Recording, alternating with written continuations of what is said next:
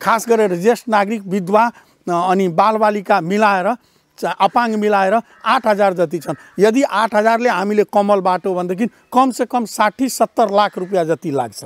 जाडोयाममा शीतलहरको विपद, बाढीयाममा बाढीको विपद, यो विपदकै क्षेत्र भएको गाउँपालिका ठानेर म केन्द्र सरकार र प्रदेश सरकारलाई आग्रह गर्न चाहन्छु, यो गाउँपालिकालाई विशेष प्याकेज दिएर कमसेकम यहाँका दलित, यहाँका गरिब, यहाँका विपन्न, यहाँका ज्येष्ठ नागरिकहरूलाई यो अवस्थामा, शीतलहरको अवस्थामा कमसेकम कम्बलको व्यवस्था होस्। खानेपानी पाइपको जहाँसम्म कुरा गर्नुभयो, गाउँपालिकाभरिमै खानेपानीको ट्याङ्क पूर्ण रूपेण एउटा पनि बनेको छैन। यो दुर्भाग्य हो। सुखी सम्पन्न परिवार छौँ भनेदेखि हामी अकुवाको त्यो पानीको चाहिँ जाँड ल्याएर पानी खान्छौँ, बोतल ल्याएर पानी खान्छौँ, नत्र शुद्ध पानी चाहिँ जुन पाइपको कुरा गर्नुभयो तपाईँ, यहाँ सुन्ने छ, यो गाउँपालिका नै सुन्ने छ। उहाँहरू कुनै समुदायको हुनुहुन्छ जो बर्खामा उहाँहरू डुबानको समस्याबाट ग्रस्त हुनुपर्छ, यतिखेर शीतलहरबाट उहाँहरू गुज्रिरहनु भएको छ। शीतलहरकै कारण यहाँनिर एकजनाको मृत्यु भइसकेको छ भने एकजनाको प्यारालाइसिस या त एक पाटो नचल्ने भइसकेको छ र उहाँहरू एकदम जाडोले लगलग कामिरहनु भएको छ। यो बस्ती यस्तो खालको बस्ती पनि हो जहाँ डुबानका कारण एउटा बालकको ज्यान गइसकेपछि त्यसको अन्त्येष्टि गर्ने ठाउँ नभएका कारण बाढीमै बगाइदिएको एउटा मर्माहत घटना पनि हामीले देखेका थियौँ 2074 सालको बाढीमा। र त्यस्तो खालको बाढी वर्षेनी आइरहन्छ यो बस्तीमा। यतिखेर चाहिँ यो शीतलहरको प्रकोपबाट उहाँहरू गुज्रिरहनु भएको छ। उहाँहरूका लागि न्यानो कपडाको अभाव छ भनेर हामीलाई गाउँपालिकाका अध्यक्ष अरुण कुमार मण्डलले बताउनुभयो। अरुण कुमार मण्डल स्थानीय सरकारको प्रमुख हुनुहुन्छ, यद्यपि उहाँको एक्लो प्रयासले मात्र यहाँनिर गर्न सकिने केही पनि छैन। हामीलाई प्रदेश सरकार, केन्द्रीय सरकार र स्थानीय लगायत राष्ट्रिय तथा अन्तर्राष्ट्रिय गैर सरकारी संस्थाको पनि सहयोग आवश्यक परेको छ भनेर उहाँले आग्रह पनि गरिरहनु भएको छ।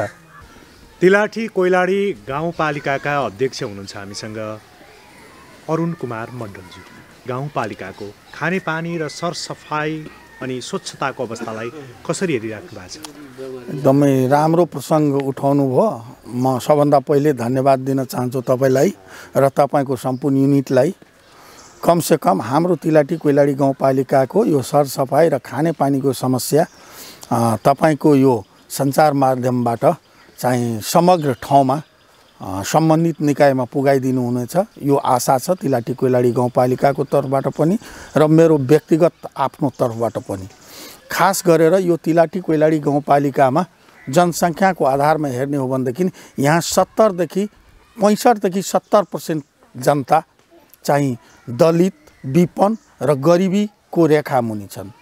अहिले पनि हामी जुन यहाँ कार्यक्रम गर्दैछौँ त्यो ठाउँमा यो दलितको बस्ती हो, यो मुसहर जातिको यो बस्ती हो र यो बस्ती पनि एउटा सानो झुप्रो को घर भएर यहाँ बसेको थियो र यो 74 को बाढीमा बाढीपछि चाहिँ न्यू24 ले आफ्नो चन्दा कलेक्सन गरेर यो घरहरू जुन हेर्नुहुन्छ त्यो घरहरू सबै न्यू24 ले नै बनाएको हो र यहाँ मुसहर बस्ती बसाएको हो।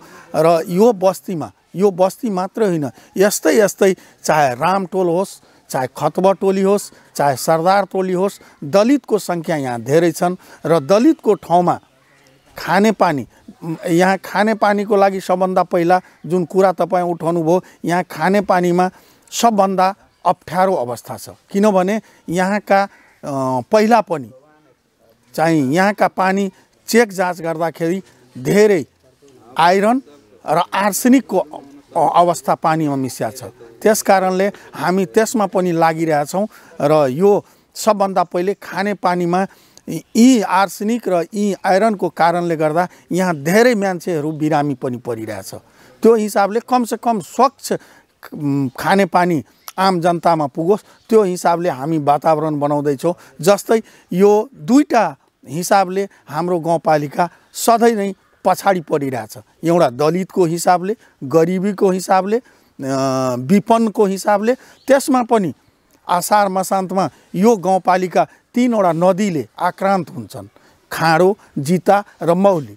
यो तीनटै नदीको कारणले गर्दा यो अहिले हामीहरू जहाँ उभिया छु त्यो एकदमै डुबान अवस्थामा हुन्छन्। यहाँ सानो सानो कल जुन हाम्रो गाउँघरमा टुवेल दिन्छन् त्यो टुवेल पानीमै डुबेको हुन्छ र त्यति बेला चाहिँ त्यो वर्षायामको त्यो बाढीको पानी नै पिउने अवस्थामा हामीहरू हुन्छौँ, किनभने त्यो सम्पूर्ण कल डुबेको हुन्छ र त्यसको लेभल, पानीको लेभल माथि उठेर ती वर्षाकै पानी चाहिँ हामी पिउने अवस्थामा हुन्छौँ।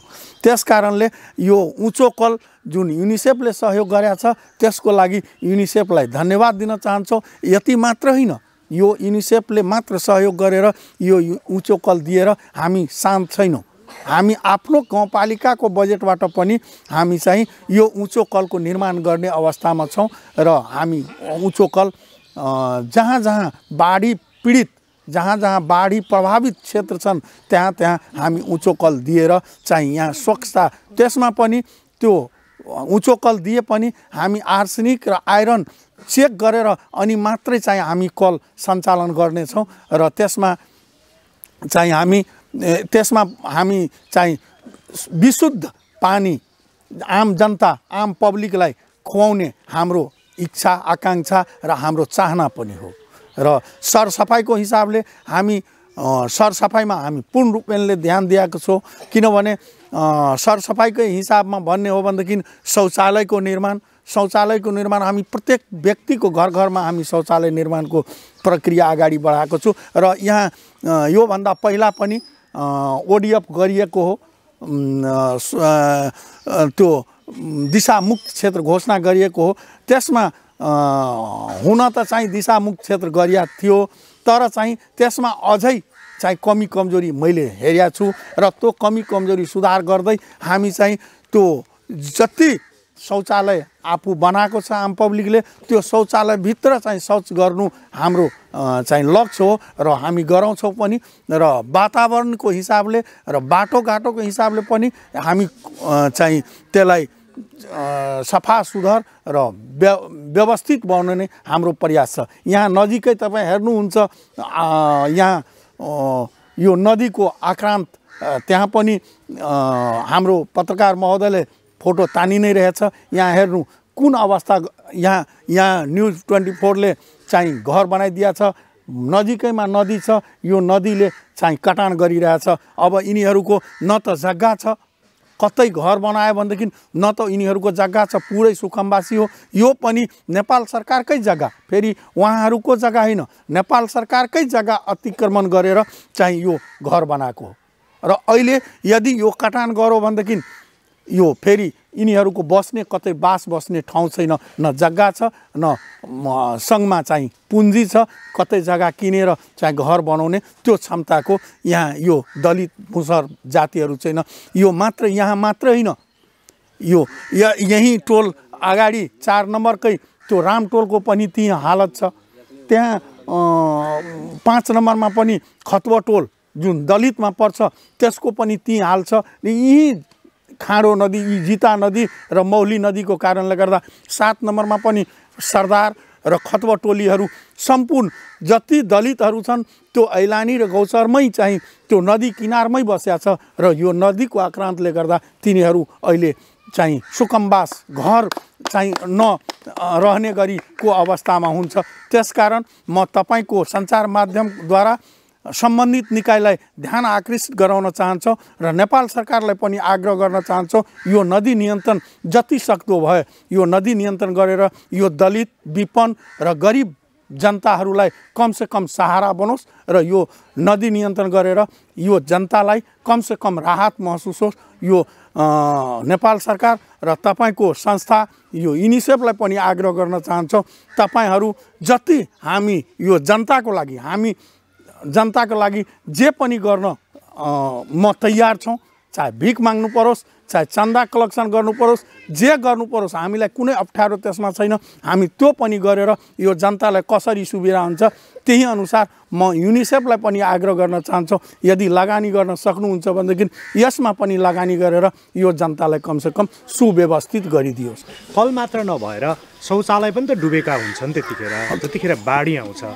उच्च खालको त कल मात्र होइन, शौचालय पनि त आवश्यक पर्ने रहेछ। एकदमै ठिक कुराको। त्यही अनुसारले त्यही लेभलमा हामी जहाँ जहाँ सार्वजनिक शौचालय बनाएको छु, उनीहरूको जुन आफ्नो निजीगत शौचालय छ त्यो त छँदैछन्, तिनीहरू आफ्नो लेभल अनुसार बनाएको हो। तर चाहिँ हामी ती कलको हिसाबले चाहिँ सार्वजनिक शौचालय जहाँ जहाँ बनाएको छु त्यो लेभल अनुसार हामी बनाइदिएको छु र बनाउने अवस्थामा पनि छु। जहाँ भए पनि हामी त्यो लेभल अनुसार, त्यो बाढीको लेभल कतिसम्म आउँछ बाढी, त्यो अब हदै बाढी आयो भनेदेखि त्यो त म भन्नै सकिँदैन। तर चाहिँ यदि सामान्य अवस्थामा जुन बाढी आउँछ पहिला, त्यो अवस्थाको लेभल हेरिकन चाहिँ सार्वजनिक शौचालय जहाँ जहाँ बनाएको छु त्यहाँ त्यो लेभलभन्दा माथि उठाएर हामी शौचालय बनाएको छु, जो बाढीमा त्यो शौचालय नडुबियोस्। आपतकालीन अवस्थामा जहाँ जहाँ हाम्रा बस्तीबाट निस्केर मानिसहरू माथि उठेर बस्नुहुन्छ, त्यस्ता ठाउँका लागि पनि त अहिलेदेखि नै अलिकति पूर्व तयारी चाहिने रहेछ। एकदम पूर्व तयारीका लागि चाहिँ के गर्दै हुन्छ खानेपानी र सरसफाइको दृष्टिकोणबाट? एउटा तपाईँ ठिकै कुरा राख्नुभयो। त्यो हिसाबले तपाईँ यदि समय छ भनेदेखि त्यहाँ पनि पुग्न सकिन्छ भनेदेखि पुगिहालियोस्। 3 नम्बर क्षेत्रमा ती बाढी पीडितको अवस्था हेरिकन त्यहाँ एउटा भवन निर्माण गरेको छ करोडौँको लागतमा। त्यो भवन अहिले पूर्ण रूपेण तयारी भएको छैन, त्यसमा पनि अधुरै छ र त्यो भवन निर्माण भइरहेछ। त्यहाँ 1000-2000 मान्छेलाई बसाउने रहने गरी त्यहाँ त्यो भवन एउटा निर्माण गरेको छ। त्यो बाढी पीडितकै लागि हो। त्यो बाढी पीडितमा त्यहाँ जति डुबेको मान्छेहरू छन् तिनीहरूलाई कमसेकम बस्ने कमसेकम व्यवस्था होस् र त्यो अवस्थामा हामी 3 नम्बर वडामा हामी भवन नै निर्माण गरेका छौँ। भवनसँगै शौचालय र सबै थोक एकदम त्यहाँ छ, सबै थोक छ। अलि बढी फोकस मैले खानेपानीमै गर्न खोजेँ। यहाँको गाउँपालिकाभित्र पाइपबाट खानेपानी पिउने समुदाय कति प्रतिशत होला? अहिलेसम्म खानेपानी पाइपको जहाँसम्म कुरा गर्नुभयो, गाउँपालिकाभरिमै खानेपानीको ट्याङ्क पूर्ण रूपेण एउटा पनि बनेको छैन। यो दुर्भाग्य हो र मैले यसपालि पनि 3 वटा वार्डमा मैले खानेपानीको ट्याङ्क मागेको छु र 8 नम्बर म वार्डै भन्दैछु, 1 नम्बर, 8 नम्बर अनि 4 नम्बर, यो 3टा वार्डमा चाहिँ खानेपानीको ट्याङ्क बनिसकेको छ, अपूर्ण बनिसकेको छ, पूर्ण होइन फेरि। अनि अहिलेसम्म पाइपबाट पानी पिउने शून्य, कोही पनि छैन। शून्य छ, यहाँ छैन। यहाँ यदि हामी एउटा व्यवस्थित र के भनौँ सुखी सम्पन्न परिवार छौँ भनेदेखि हामी अकुवाको त्यो पानीको चाहिँ जाँड ल्याएर पानी खान्छौँ, बोतल ल्याएर पानी खान्छौँ, नत्र शुद्ध पानी चाहिँ जुन पाइपको कुरा गर्नुभयो तपाईँ, यहाँ शून्य छ। यो गाउँपालिका नै शून्य छ। कति जनसङ्ख्या छन्? जनसङ्ख्या लगभग हाम्रो जनसङ्ख्या 32,000 जनसङ्ख्या यो गाउँपालिकाको। 32,000 जनसङ्ख्यामा एकजनाले पनि पाइपको पानी पिउन पाएको छैन अहिलेसम्म। हामीले 1-2वटा ओभरहेड ट्याङ्क देख्यौँ। ती ओभरहेड ट्याङ्कको अवस्था किन त्यस्तो भयो? निकै वर्षौँदेखि निर्माण सुरु हुन थालेको जस्तो देखिन्छ, तर सम्पन्न चाहिँ अहिलेसम्म भएको देखिँदैन। अब यो सरकारको यो स्थानीय तहको मातहतमा यो सम्पूर्ण कुराहरू भएको छैन। यो सङ्घीय र प्रदेश सरकारकै र त्योभन्दा पहिलाकै अवस्थामा सुरु भएको यो हो र यो तपाईकै माध्यम म फेरि भन्दैछु, म तपाईकै यो च्यानल मार्फत म सरकारलाई आग्रह गर्न चाहन्छु, यदि कतै केही कमी कमजोरी छ भनेदेखि यसलाई सच्याएर जति छिटो कमसेकम जहाँ बनिसकेको छ त्यसलाई सञ्चालनमा आओस्, जहाँ बनेको छैन त्यहाँ कमसेकम योजना दिएर बनाउन सुरु गरियोस्, म आग्रह गर्न चाहन्छु। अब यो यस्तो बस्ती जहाँ फेरि शीतलहर चलिरहेको छ, त्यति बेला शीतलहरकै कारण केही दिन अगाडि मात्र यहाँ एकजनाको ज्यान गयो भन्ने पनि यहाँबाटै जानकारी पाएँ। शीतलहरमा पनि त खानेपानी र सरसफाइको सेवाहरू प्रभावित हुन्छन् हैन? त्यतिखेरको लागि चाहिँ के प्रबन्ध मिलाउन? अब कुरा त धेरै समस्या त यहाँ स्थानीय तहमा धेरै छन्। हुन त चाहिँ नेपाल सरकारको संविधान र नीति निर्देशन बमोजिम नेपाल सरकारमा 3 तहको सरकार छन्, सङ्घीय, प्रदेश र स्थानीय तह। हुन चाहिँ जनता र यहाँका आम पब्लिकको हिसाबले भन्छन् गाउँपालिकामा धेरै रकम आउँछन्, तर चाहिँ अहिले मेरो हिसाबले सङ्घीय स्थानीय तहमा जति रकम चाहिने हुन चाहिँ सरकार 3टै हो र चाहिँ यहाँ स्थानीय तहको सरकारमा जनतासँग प्रत्यक्ष सहभागिता, जनताको प्रत्यक्ष नजिकमा पुगेर चाहिँ समस्या हेर्ने सरकार भनेको स्थानीय सरकार हो। एउटा सानो बिरामी पनि पर्यो भनेदेखि स्थानीय सरकारले चाहिँ उसलाई सहयोग गर्नु पर्यो। एउटा सानो कसैको चाहिँ मृत्यु भयो भनेदेखि त्यसमा पनि सहयोग गर्नु पर्यो। एउटा बाढी आयो पनि त्यसमा पनि सहयोग गर्नु पर्यो। मतलब जनतासँग सँगै टाँसिएर बसेर चाहिँ बस्ने सरकार भनेको स्थानीय सरकार हो। र स्थानीय सरकारमा जति रकम आउँछ मेरो हिसाबले यो अपुग्य रकम हुन जान्छ। किनभने तपाईं जुन कुरा भन्नुभयो स्थानीय सरकारको हिसाबले म भन्छु, अब अहिले नै हामी बजेट विनियोजन गरे, जब बजेट विनियोजन गरेर बाटो, भौतिक पूर्वाधार, शिक्षा, स्वास्थ्य, कृषि, बेरोजगारी र यो विपन्न वर्गहरूलाई चाहिँ माथि उकास गर्नको लागि अतिरिक्त शिक्षा, अतिरिक्त स्वास्थ्य हामी व्यवस्था गरेका छौँ यिनीहरूको लागि। तैपनि अब बजेटको अभावको कारणले गर्दा अहिले नै चाहिँ धेरै नै शीतलहर चलिरहेछ। त्यो हिसाबले हामी प्रत्येक वडामा हामी दाउरा दिएर चाहिँ आगो ताप्ने कमसेकम व्यवस्था होस्, कमसेकम प्राथमिक कमसेकम चाहिँ आम जनतालाई बच्ने खाले एउटा उपाय होस्, त्यो हिसाबले हामी प्रत्येक वडामा दाउरा किनेर हामी वितरण गरेका छौँ। हाम्रो चाहना त्यो पनि थियो, कमसेकम दलित, हिजै पनि मैले चाहिँ यहाँबाट गएर म यहाँ आएको थिएँ, यहीँ भर्खरै शीतलहरकै कारण एकजना दलित व्यक्ति नै चाहिँ कट्याङ्ग्रेर मृत्यु भएको छ र उहाँलाई मैले चाहिँ राहत स्वरूप उहाँलाई दिनुपर्ने मैले चामल, मुढी, दाल, तरकारी, तेल, निमक, त्यो दुईवटा कम्बल सबै थोक मैले उहाँहरूलाई दिएँ र त्यसमा पनि क्रिया खर्च बापत त्यो पनि मैले रकम दिएँ। त्यही अनुसार यहाँ एकजना फेरि चाहिँ एकदमै कुनै खासै उमेर होइन, मृत्यु भएको व्यक्ति पनि 40-42 कै र अहिले त्यही पडोसीमै उहाँकै पडोसी फेरि एकजनाको चाहिँ ठन्डी लागेर प्यारालाइसिस पनि भएछ। उहाँको पनि हिजै मैले हेरेँ र उहाँको औषधि उपचारको लागि पनि केही व्यवस्था गाउँपालिकाबाट गरिदिएँ। तर चाहिँ मेरो विचार के थियो भनेदेखि कमसेकम यहाँका दलित, यहाँका ज्येष्ठ नागरिक, यहाँका विधवा, यहाँका बालबालिकालाई कमसेकम कम्बलको व्यवस्था गरिदियोस् भने त्यो हाम्रो चाहना थियो, गाउँपालिकाको चाहना थियो। तर चाहिँ त्यहाँ जाँदाखेरि मैले लिस्ट हेरेँ र त्यो लिस्ट हेर्दाखेरि 8,000 जति हाम्रो चाहिँ पालिकाभित्रमा चाहिँ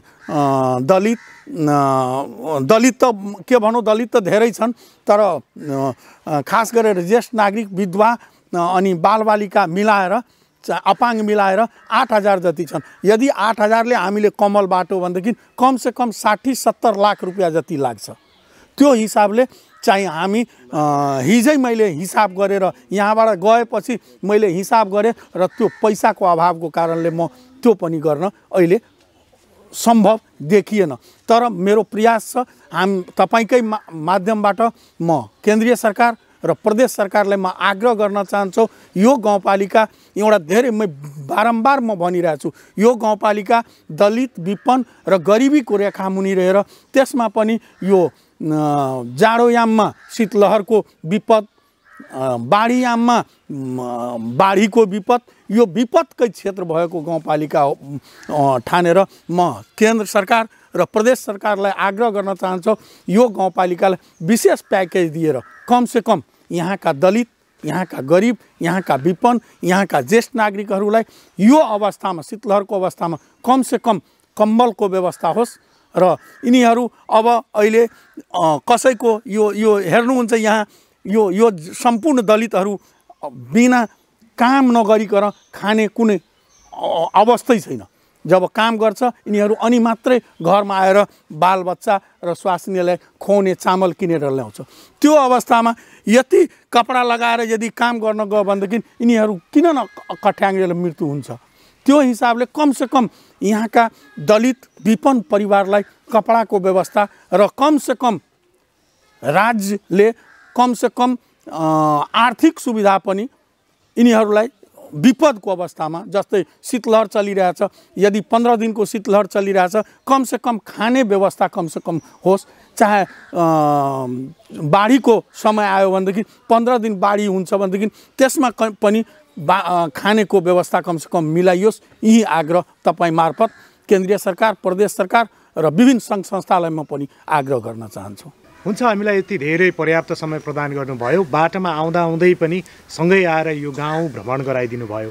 समय, विचार र आफ्नो जनताका लागि, आफ्नो नागरिकका लागि यति धेरै समय प्रदान गरेर आफ्नो आँखाले हेरेर अवलोकन गरेर कहाँ के चाहिन्छ भन्ने कुरा समेत वितरण गरिदिनु हुने अध्यक्षज्यूलाई हाम्रो तर्फबाट धेरै धेरै धन्यवाद। सबभन्दा पहिले म मेरो तर्फबाट र म तिलाठी कोइलाडी गाउँपालिकाको तर्फबाट तपाईँ सम्पूर्ण आगन्तुक जति युनिसेफका युनिट छन्, यो च्यानलका जति युनिट छन्, म त्यो हिसाबले म तपाईँलाई यति शीतलहर भए पनि तपाईँ मेरो गाउँपालिकामा आएर यो सम्पूर्ण कुराहरू अवलोकन गरेर मेरो यहाँका आवाज, यहाँका जनताका आवाज माथिसम्म पुर्याइदिनु भएकोमा म तपाईँलाई पनि र तपाईँको सम्पूर्ण युनिटलाई पनि धन्यवाद दिन चाहन्छु। साथै म एउटा कुरो अझै आग्रह गर्न चाहन्छु, यो दलित बस्तीमा हामी सबै आइसकेकै हौँ र यो जुन कट्याङ्ग्रे र मृत्यु भएछ एकजनाको र एकजनाको प्यारालाइसिस भएछ, यसको कमसेकम सबैजना मिलेर त्यसको पनि अवलोकन र त्यसलाई पनि भेटघाट गरिहालोस्। यही आशा गर्दै फेरि पुनः तपाईँलाई, सम्पूर्ण युनिटलाई गाउँपालिकाको तर्फबाट र मेरो आफ्नो व्यक्तिगत तर्फबाट धन्यवाद दिँदै म सम्पूर्ण जनतालाई फेरि तपाईँकै च्यानल मार्फत यहाँका आवाज तपाईको माध्यमबाट सङ्घ, प्रदेश र विभिन्न सङ्घ संस्थामा पुगोस्, यही आशा राख्दै म बिदा हुन चाहन्छु। धन्यवाद, नमस्कार।